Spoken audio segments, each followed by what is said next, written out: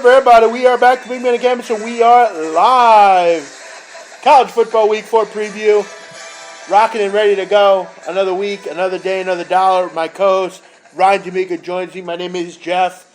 They call me the Big Man on Campus, and here with you live. Another Wednesday night, Ryan. That means another college football preview. We're 4 weeks in. Seems like just yesterday we were starting this. We're starting to see the teams really kind of define themselves. You know, you have some teams that we're excited about. You have some teams that need a big win or two, and it's been exciting so far. I think so. Yeah, no, for sure. I think so. Some surprises. Louisville obviously being first and foremost. Notre Dame kind of digressing, not having the year maybe some people thought they did with a talented roster. Florida State obviously goes hand in hand with Louisville there because they got shellacked last week, but they looked vulnerable week one. Clemson maybe not showing the firepower that maybe some people thought. So it's really, really kind of interesting. Some of the dynamics that have gone on in the first 3 weeks of college football, Alabama being one of them. They got down early last week. There's been a lot of just interesting games and scenarios and matchups that have happened in the first 3 weeks. And the best part of this is it's only week 4. Yeah, so we still have a long way to go. Yeah, we're really just starting. First day of fall is tomorrow, Ryan. Yes, it is. Before we get to Sean Harnish, he's going to join us tonight. What we're going to do, I do want to take care of some business before. Couple people have asked about Phil Steele and what's the story with Phil. We had Phil Steele on for the first 2 weeks of the show, and we were looking forward to a long year to having him on. We did chat a little bit between ourselves, him and I, and his guy. And, Phil unfortunately can't talk about sports betting. He has a compete agreement with someone else, and he can't talk about that. So I respect that. Obviously, the show's about gambling, okay? Right. We try to handle the lines, the ATS, the trends, that kind of thing. And we just decided that we were going to move forward and go a different direction. Phil is very busy, obviously. He does a lot of shows, and his workload is pretty heavy. I mean, he did our show at 9 o'clock. I mean, keep in mind, how many of you people work till 9 o'clock? Right. I mean, just had a lot going on. And I know people will get on me about it. Again, we're a small show. We're new to him. So we're going to be the first ones he cuts out. Again, I get that. I got no problem. I enjoyed having Phil on. And, maybe someday we'll speak to him again when we get big, Ron. Right. People will make fun of me for it, but, it is what it is. We got him on, and it was great to have him thanks on. to Phil for the 2 weeks that he did come on, and, he gave some good knowledge. It was awesome nonetheless. And, it was a cool experience, and like you said, at least we kind of made that connection, and, right. and you said, who knows, in the future, maybe something can come up. And I'm going to tell you this, one thing we will be doing, I'm going to try to do it from now on. We're going to have a different handicapper on every week, whether it's people we've talked to already, including our guest tonight. Next week, we're going to catch up with Donnie Wrightside. We haven't talked to him in a while. I'm going to look to try to get some higher-end handicappers on here and kind of just try to hit it from all avenues. So, as always, we'll bring you the quality information. Sean, our guest, we can have him call in. Sean's doing some exciting things right now, Ryan. He's part of a new website. He's got his Periscope going.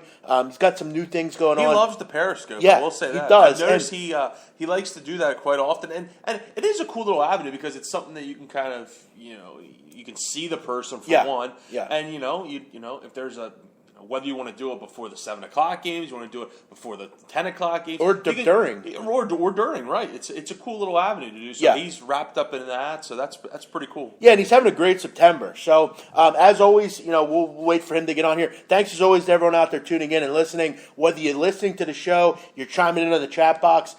Feel free, guys. If you're not on the chat box, on the Spreaker app, all you got to do, hit the little message icon, create a free account. You can chat with us right along here. I know there's plenty of guys out there that don't do that.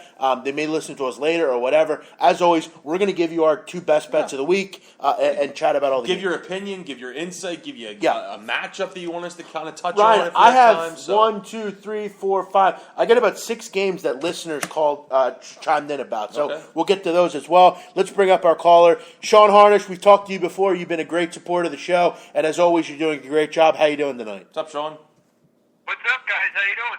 Oh, Good. we're doing well. Sean, I mentioned some exciting things going on for you. You are part of a new website. It's called C2C Sports Firm. I do want to point out, I don't know if those guys are listening, really fantastic marketing they do over there. I do want to point that out. Really good stuff, by the way. Yeah, they work their butt off over there marketing. They do a good job. Yeah, they really do. And, I'm looking forward to having you on because, like I said, you've had a great September as well. You're really doing your thing, Sean. I do want to point that out. Great job. You've also Sean never stops with baseball, Ryan. He continues to hammer baseball, hit a big. As he should. I mean, Yeah. He's good at it, so why stop just because football's here? Yeah, exactly. But it is football, Ryan. That's what we talk about on this show. It's college football. It's week 4 coming at you right now. What we're going to do, Sean, as always, you're well versed in these games, so we kind of feed off each other's energy. What we'll do is, Ryan, we'll start out with two of our best bets, and then we'll go through some of the listener games, and of course, Sean will chime in with his games as well. Ryan, I'm going to start it out. One of my first best bet of the week. I'm going to go now. Again, these are the best, I think, free plays on the board, other than the plays that I've given out. Correct. I have 3 plays out currently. I'm going to add 2 as well. I'm just waiting for the lines to come out. This is the 2 best free plays to be on the board, other than what I've already given out. First one for me, I'm going to go with Cal and Arizona State over the posted total of 82.5. Now, the writing's on the wall for these two teams. I mean, these are not 2 defensive-minded football teams. I think we can all agree with that. Ryan, you look at Arizona State. They played Texas Tech a couple weeks ago. Gave up 55 points in that game and gave up 540 passing yards. What is Davis Webb going to do against this team? I mean, you look at what he's done. 1,359 yards and 13 touchdowns this year. They're second in the country in passing offense. You look at 2 road games. Cal, 617 yards a game. Last year, 48-46. Arizona State, I think, Ryan, they're going to be able to move the ball as well. They have a potent rushing attack led by Keelan Ballage. Cal, take a guess where they are in the 128 teams against the run. Take a guess where they are in that. 126. That is dead right, Ryan. Great call. They give up 296 yards per game. They can't tackle. That's dreadful. Yeah, it's atrocious. And, I could see this one really, again, like last year, 48-46, 52-48, even 48-45, something like that. Until these teams decide they're going to play a little defense, I can't look to back them. So I'm going to go over the posted total of 82.5. Sean, I will admit I am going to ask you if you want to pass on this game. I know you have a client play on it, so it's really up to you on what you want to delve out, but you can pass as well. Well, I mean, the writing's on the wall. Like you said, the offensive numbers are ridiculous. Maybe you can say Arizona's rush defense is decent, but Cal doesn't run the ball, so who really cares with that? The amount of plays that will probably be going, I mean, you could get definitely close to 90 each, which is just absurd. But you look Cal's averaging 88 plays a game, which is crazy. Arizona State, 81. These are 2 teams that, along with Texas, it seems like now too, and Texas Tech, that should just be dead nut over teams. And I don't know if they're going to be able to make totals any higher than what this is. You can't put up totals up near 90, but these games should all pretty much get up there. Both of them should get into the 40s easily, I think. I'll leave it at that. But. Yeah, no, I mean, again, Ryan, this could be very much a sucker bet. It really can be. In my history of doing this, I have noticed when these games look like they're going to go over, they normally do. I'm not going to bet under, put it that way, in these games. What are your thoughts here?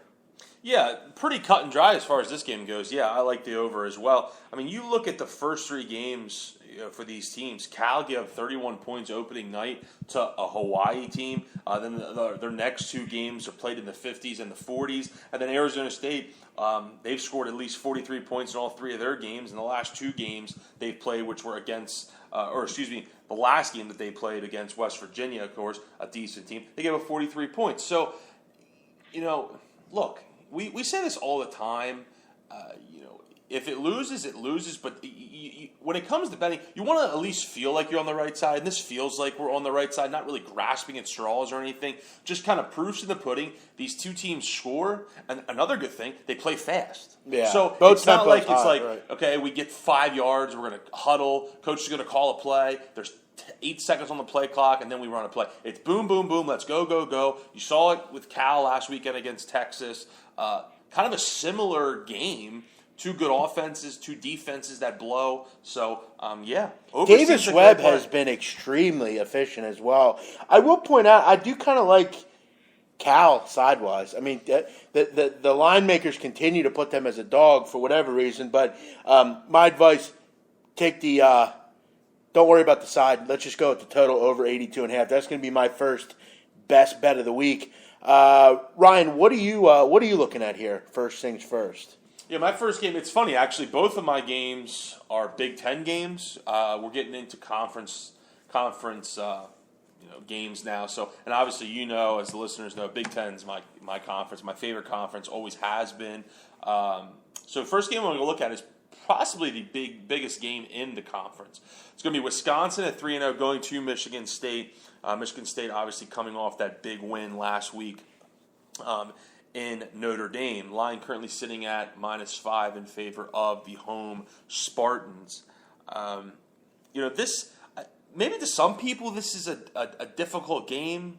Maybe it's kind of tough to get a read on. Not so much for me. I'm going to back Michigan State here for actually a lot of reasons. One, Wisconsin is not going into Michigan State, into East Lansing and won since 2002. Obviously, they don't have to win here. They just have to cover the points. But it's a relatively small number. You're getting it under that 6 number. That's 2 field goals here. And also, Wisconsin doesn't even know who their quarterback's going to be, Jeff. Yeah, Houston. They don't know. Bar Houston got pulled. You got the kid Alex Hornbrook. He came in and finished last week against a Georgia State game that was just pathetic. Is Corey Clement going to play? I would think he's going to play in a game of this magnitude, but how effective can he be with his injury and he seems to always be hurt for whatever reason. This kid's so injury prone.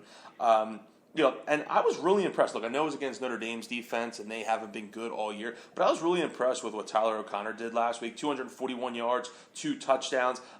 Obviously, they took their foot off the gas a little bit. They were up 36-14 at one point in that game. Kind of had it in hand and kind of took their foot off the gas a little bit. A couple ATS numbers that maybe kind of tickle people's fancies here. Wisconsin's only 2-5 ATS their last 7 road games, and 2-5 ATS in the last 7 against teams with a winning record. And then the last 11 in conference, 3-8 ATS. Flip the script to Michigan State, guys.